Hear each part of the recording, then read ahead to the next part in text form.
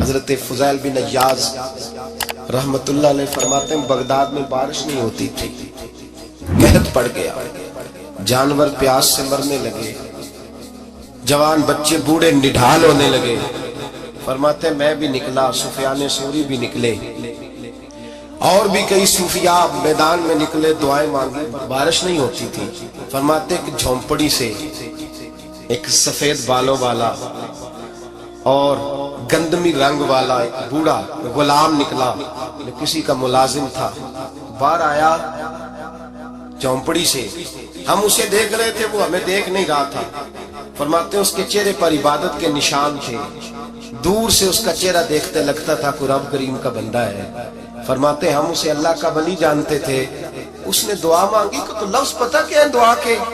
ہاتھ اٹھا کے کہنے لگا مولا مجھے پتا ہے یہ جو بارش نہیں نہ ہو رہی یہ میری وجہ سے نہیں ہو رہی، میرے گناہوں کی بڑی لمبی فہرست ہے، بڑی لمبی لائن ہے۔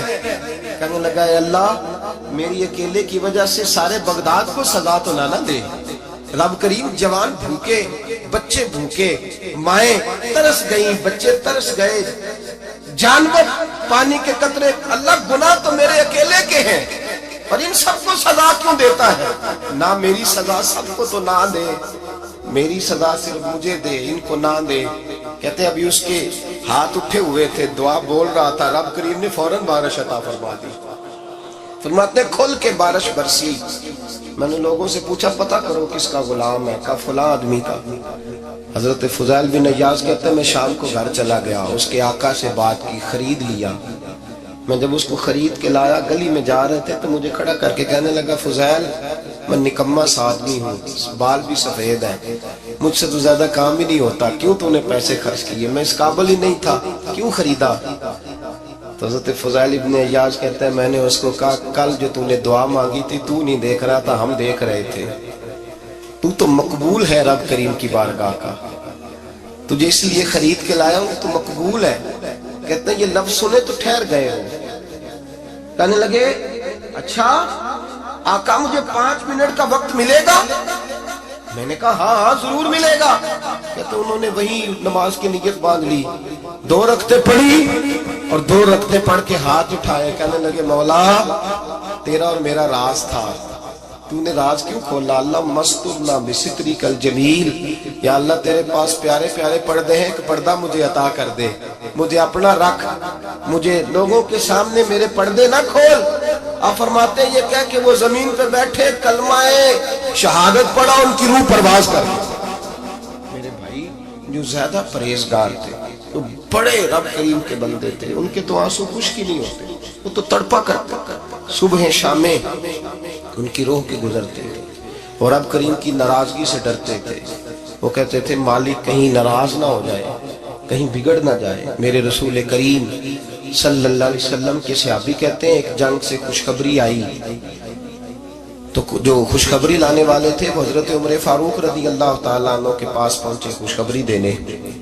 حضرت عمر رضی اللہ تعالیٰ عنہ کھڑے تھے، صحابی نے آ کے کہا عمر مبارک ہو۔ جناب عمر کچھ لوگوں سے گفتگو کر رہے تھے، بات چیت جاری تھی، کہا مبارک ہو فتح ہو گئی۔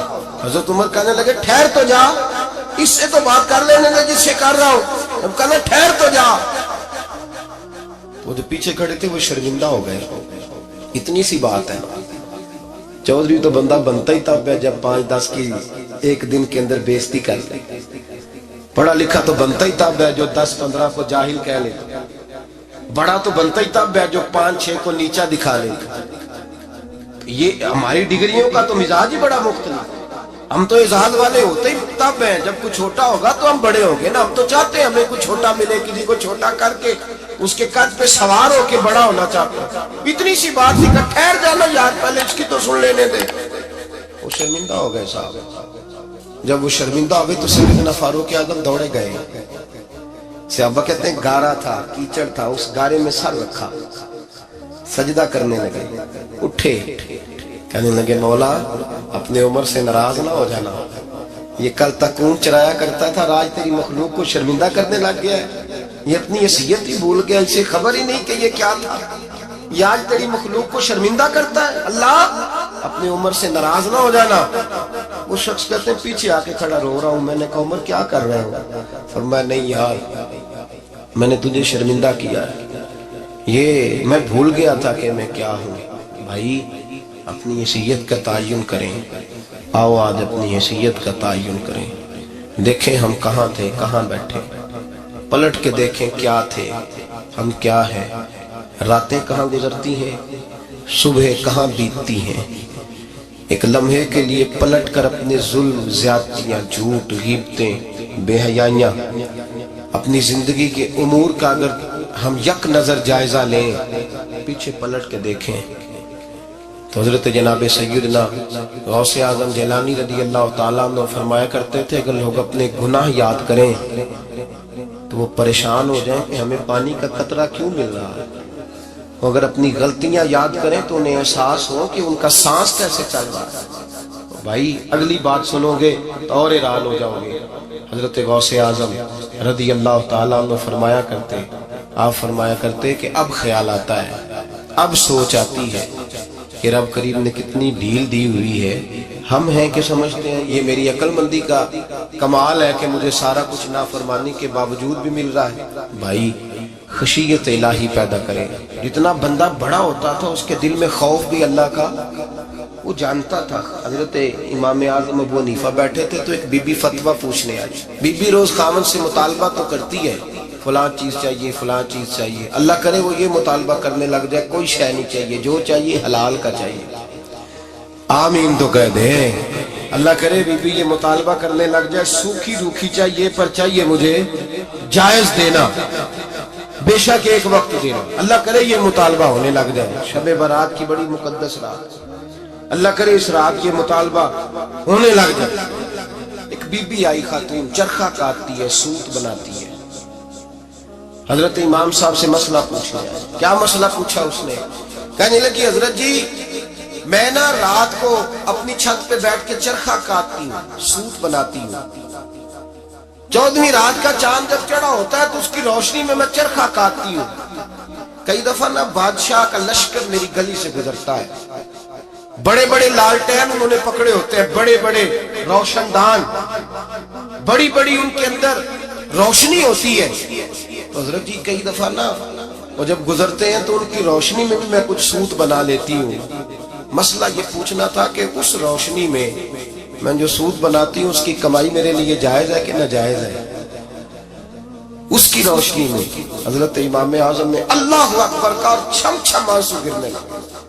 حضرت امام صاحب نے اپنا گریبان پکڑا اور کھینچا, قمیض پھٹ گئی. کہنے لگے بی بی مسئلہ چھوڑ, تو پہلے بتا تو ہے کون, کہاں سے آئی ہے, کون ہے, بتا.